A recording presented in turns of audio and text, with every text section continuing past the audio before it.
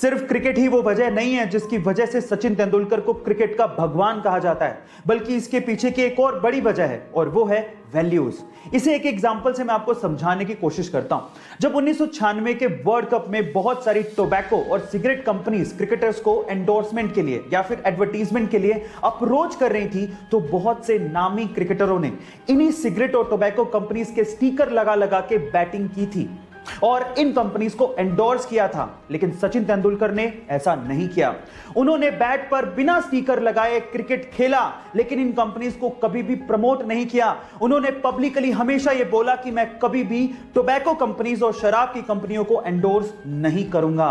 इसे ही कहते हैं वैल्यू, और इसी वजह से सचिन तेंदुलकर को क्रिकेट का भगवान कहा जाता है। अगर आपको तैरना नहीं आता है और गलती से भी अगर आप कहीं किसी सिचुएशन में डूबने लगे, तो इन चीजों का ध्यान रखिएगा।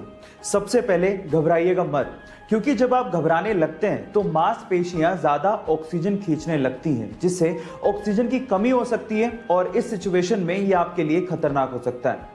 नंबर 2, अपने सिर को ऊपर रखें और सामान्य तरीके से सांस लें। फेफड़ों में जब हवा जाती है तो वो आपको तैरने में भी मदद करती है। एंड नंबर 3, गाइस, अपने शरीर को खड़ा रखने की बजाय लेटाएं और अपने सिर को पीछे की तरफ रखें और फिर धीरे धीरे अपने पैर चलाएं और किनारे की तरफ बढ़ने की कोशिश करें। इस तरह से आप डूबने से बच सकते हैं। अगर आप अपने चेहरे पे आने वाली झुर्रियों से बचना चाहते हैं, अपने चेहरे पे ग्लो चाहते हैं और यंग दिखना चाहते हैं, तो मेरे पास आपके लिए घरेलू उपाय है। गाइस, इसका सबसे सस्ता, सबसे अच्छा और सबसे नेचुरल उपाय है एलोवेरा जेल। एलोवेरा जेल को आपको बाहर से भी खरीदने की जरूरत नहीं है। इसका पौधा आप घर पे ही लगा सकते हैं और उसके बाद एलोवेरा से एलोवेरा जेल भी आप घर पे ही निकाल सकते हैं। और अगर आप हर दिन 20 मिनट के लिए एलोवेरा जेल अपने चेहरे पे लगाएं और उसके बाद साफ पानी से अपने चेहरे को धो लें, और अगर आप ये रेगुलरली करते हैं तो आपके चेहरे पे ग्लो आएगा और आपके चेहरे की चमक बढ़ेगी और आप युवा दिखने लगेंगे। एक बार बिल गेट्स ने किसी रेस्टोरेंट में खाना खाने के बाद खाना परोसने वाले वेटर को टिप के तौर पे $5 दिए, तो वो वेटर बिल गेट्स को बड़ी हैरानी से देखने लगा।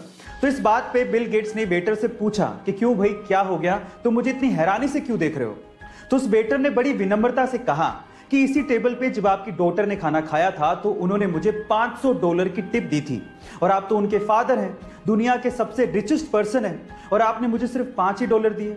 तो इस बात पे बिल गेट्स ने जो कहा वो आप लोगों को सुनना चाहिए। बिल गेट्स ने कहा कि उसके पिता दुनिया के सबसे अमीर आदमी हैं, पर मेरे पिता नहीं।